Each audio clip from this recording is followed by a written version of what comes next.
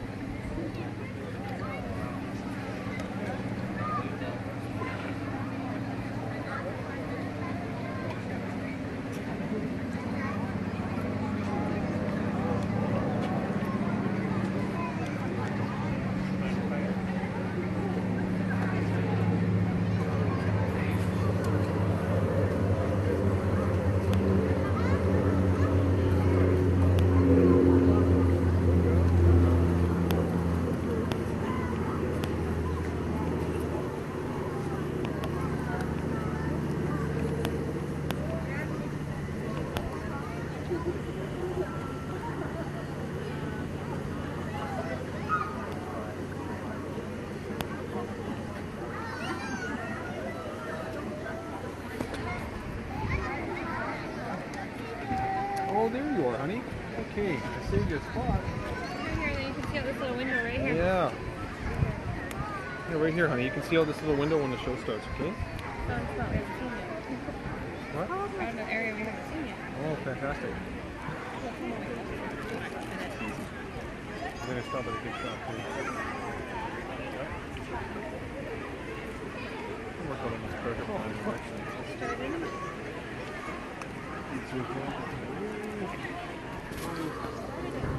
Oh, it's good.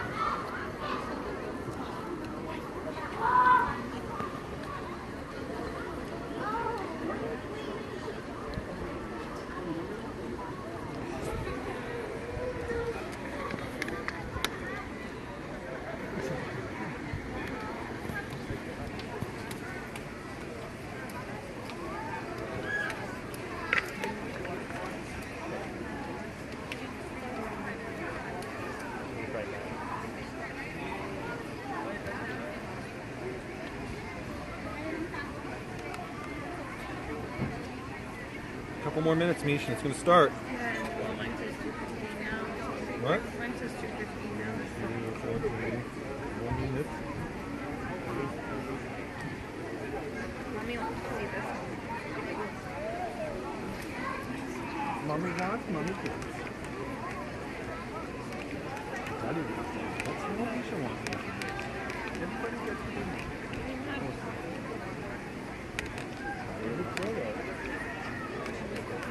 Oh, Travis. Couldn't do anything.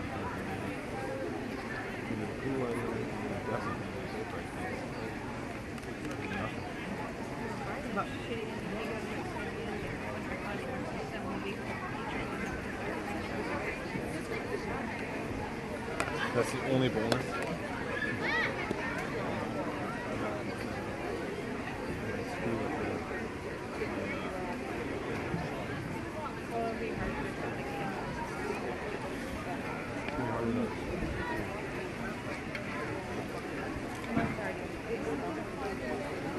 Yeah, but there's a lot of red tape with the natives. But hopefully, push it through, right? We've spent another 40 trucks. It's a lot of greenhouse gas and shit that they'll say, right? But it's all BS. The amount of greenhouse gases that are produced by North America. Hello and welcome to the Vancouver Aquarium. My name is Beatrice, giving you a big wave from inside the dolphin habitat. Are you excited to see our two dolphins today? Can you see them, Mish? Do you want to come up here? We're super excited to meet our two dolphins. If you take a look into the center of the habitat, you'll see that the two dolphins, they have different colors, different sizes, and that's because they are different species of dolphin in the family Delphinidae, the ocean dolphin family. Taking a look, you'll see one of them has the lighter colors along her side and her belly, and the darker colors along her back. That is Helen, the Pacific Whitesided dolphin. Pacific white-sided dolphins are a species of dolphin you are likely to see right here on our coast in British Columbia. They are like our neighbors. Their range starts from the north of Mexico, goes up to Alaska, and then all the way across to Japan. Sorry. And Helen here, she is the smaller dolphin in the habitat today, but she's also the older dolphin in her late 20s, potentially early 30s. So there's a good look at Helen as she comes out of the water.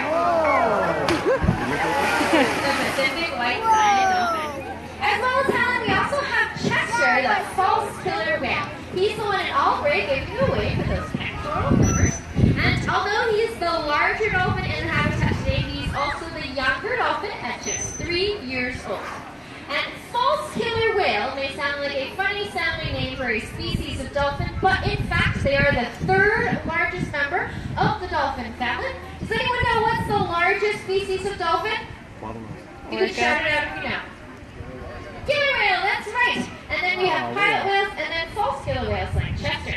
The reason they have that name is, if you take a good look at those teeth there, you might notice they look pretty similar to killer whales. That's what scientists thought when they were naming the species, so they named it false killer whale. They're a species that's more likely to be seen in warmer waters and only occasionally spotted here on our coast in British Columbia. Joining Chester and Helen in habitat today is trainer Paula. Let's give everyone a welcoming round of applause. People have been dazzled by dolphins for many years now, and this is great for us because with your support, dolphins have a greater chance of survival because of the research programs happening here at the Vancouver Aquarium. In fact, both of these dolphins you're looking at today have gotten a second chance at life because both are rescued and non-releasable animals. Helen, the Pacific white-sided dolphin, she was rescued many years ago when she had become entangled in fishing nets off the coast of Japan. If you get a chance, take a look at those pectoral flippers, the flippers underneath their bodies, and you can see they're the damage caused by being tangled up in those fishing nets. Unfortunately, this is something that happens to over 300,000 dolphins in our oceans every single year. But Helen was one of the lucky ones. She was rescued and cared for at a rehabilitation center in Japan, where she was brought back to health. However, she was deemed non-releasable. That means she can't return to the ocean, as she would not be able to survive. So she needed a permanent home and she came here to the Vancouver Aquarium in 2005. Now Chester, the false killer whale, his rescue story starts a lot closer to home. Is there anyone here who's been to Vancouver Island before?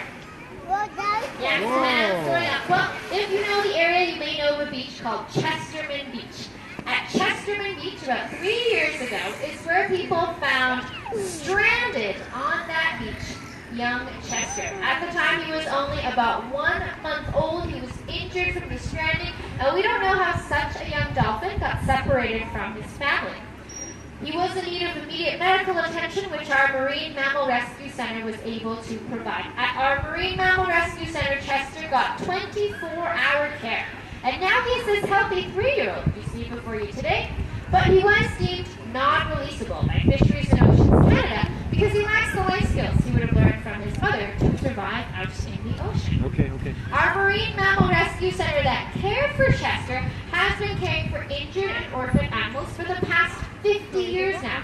We've been able to care for a variety of dolphin, porpoise, whales, seals, and sea lions, and none of this could be possible without the experience that our trainers have working with these animals day in and day out. Talking about dedicated people like Paula. Paula, would you be able to tell us a little bit about how and why you train? I sure can. Thank you, Beatrice. Yeah, I'm down here on the dock today, and part of training that we have here is actually a really strong relationship with our animals. This is actually key to all of the training that we do. Whether it's doing those high energy behaviors that you saw early in this training session for exercise, or doing things such as mentally stimulating training. The most important type of training that we actually do here at the aquarium is for what is called healthcare or husbandry training. And these can be any behavior that help us take better care of our animals, such as asking them to show us different parts of their bodies, like asking them to open up their mouths, or look at different parts of their bodies on the outside. And obviously, your doctor probably doesn't look at the outside of you and assume that you're healthy. We actually do internal checks as well, so we can do voluntary ultrasounds, voluntary x-rays, voluntary fecal samples, all of these with the cooperation of our dolphins. Having this strong relationship allows us not only to train these very important husbandry behaviors, but also to make sure that we can participate in research. Being able to participate in research with the aid of training with our animals does allow us to find out more about these species as well as their counterparts in the ocean. I'll pass it back to you now, Beatrice, so you can tell us a little bit more about the research that we participated in. Thanks, Paula. Let's give Paula a round of applause for that trainer moment. Dolphins are difficult to study out in the ocean because they spend so much of their time under the surface of the water. And if scientists want to know where the dolphins might be going, do you know what kind of tools they could use? You can shout it out if you know. Tagging, yeah, that's right. So maybe using a satellite tracker, potentially attaching some cameras, and that give the satellite information. Well, there's a species of dolphin near New Zealand called Dusky Dolphins. They're pretty similar to Pacific Whitesided dolphins, like Helen that you see here today. Unfortunately, though, those Dusky Dolphins are in decline. And so researchers there wanted to design a suction cup satellite tag that could stay on a Dusky Dolphin's body to give them some more information. But in order to perfect their design of this technology that hadn't been used before, they needed the help of dolphins already in human care. So they came all the way here, and Helen was able to help them with their research. They were able to attach a prototype onto Helen and watch Helen as she did all sorts of different behaviors, perhaps being asked to do some high energy behaviors like this one, or swimming quickly, and that will be able to give the scientists the information they need of how their tag can be used effectively out in the ocean. And that's just one small example of the way the research here helps dolphins out in our ocean. Our researchers are trying to learn as much as they can about dolphins, whales, and porpoises, a group of animals collectively known as cetaceans. And we need your help in order for us to learn as much as we can about our local cetaceans. A show of hands, has anyone seen a dolphin, whale, or porpoise out in the ocean before? Yes, lots of hands going up. How exciting. Did you know that every time you see a dolphin, whale, or porpoise out in our oceans, you can tell us what you saw and where you saw it? In this way, you are helping us to identify species movements and critical habitat. And people just like you have been telling us at the BC Cetacean Sightings Network for the past 30 years when you've seen local cetaceans. And this has helped us to learn lots. But I realized that if you would like to help, maybe you need a few tips on how to identify what species you might be seeing. So let's practice taking a good look at both dolphins today, and you can identify some characteristics to look for. First, take a good look at the different color patterns. You can see how Helen is dark on her back and light on her belly. This is coloring called counter shading. That helps her to hide from both predator and prey because that lighter belly blends in with the bright sky. Whereas if you take a look at Chester, the false killer whale, he's gray all over with only a subtle lighter gray stripe along the belly, and that's coloring similar to pilot. Okay, so other than looking at the colors, you can also look at the size. If you see a dolphin in our local waters that's about 2 meters in length, or about 7 feet, that could be a Pacific white-sided dolphin like Helen here. The ones that are found locally are actually a bit larger and huskier than the ones in Japan, so they may actually be larger than Helen, whom you're looking at today. Now, false killer whales, they grow to be much larger. At full size, they can actually reach up to 6 meters, or about 20 feet. That's about the width of that green tent to my right. And as Helen porpoises around the habitat, also get a good look at that dorsal fin. That's the fin right along the back there, and as she came by, did you see how many colors are on that dorsal fin? Did you see both the black and the white? Well, it turns out that the color pattern and the shape is unique to each individual dolphin, just like our individual fingerprints. So when you see a dorsal fin out in the ocean, remember to snap a good photograph, and then you can send it to our BC Citations Sightings Network, where we can then compare it to our catalog and figure out exactly which individual animal you saw. So remember to get a good look at the different colors, the size, and a good look at that dorsal fin along Here, maybe the you back. can see there. All right, are you all ready now to help us with our research? Yeah, if you would like to report every time you see a cetacean in our local waters, the first thing you can do is take a look around the habitat and look at those green signs. Those green signs show you the Whale Report app. That Whale Report app gives you information about the local cetaceans you might be seeing and the tools you need to tell us where you've seen them. If you can download that app and participate in our BC Cetacean Sightings Network, then all of us can work together to ensure the continued survival of cetaceans along our coast. With your support, dolphins have a greater chance of survival because of the research programs happening here at the Vancouver Aquarium, like the BC Cetacean Sightings Network, which all of you can participate in.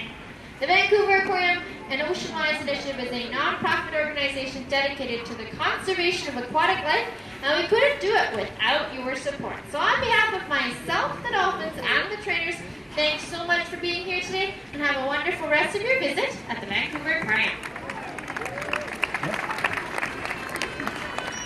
Well, Dusky, all ready to go, Mom? Thank you once again for being here today. If you have heard about the research or the rescue and you are thinking, how can you support us even more, the best thing you can do is to upgrade your admission today to a membership. Membership gives you unlimited admission for the year, so you can come back and watch other training sessions, as no two training sessions are the same, and more ways for us to connect with you. Plus, there's lots of other benefits. If you would like to learn about all the benefits of membership, talk to my friend Prim here, giving you a big wave, and he can tell you why it's an excellent idea to upgrade your admission to a membership today. If you would like to read more about all of the research that dolphins have participated in, or if you would like to see a video of the day that Chester was rescued, all of that can be found in our underwater viewing gallery. Reach through the stairs at the opposite side of the habitat, all the way to the end of the Orange Bridge. My name is Beatrice. If you have any questions about anything you've seen or heard, I'd love to answer any questions you may have. And if you're looking for the next training session at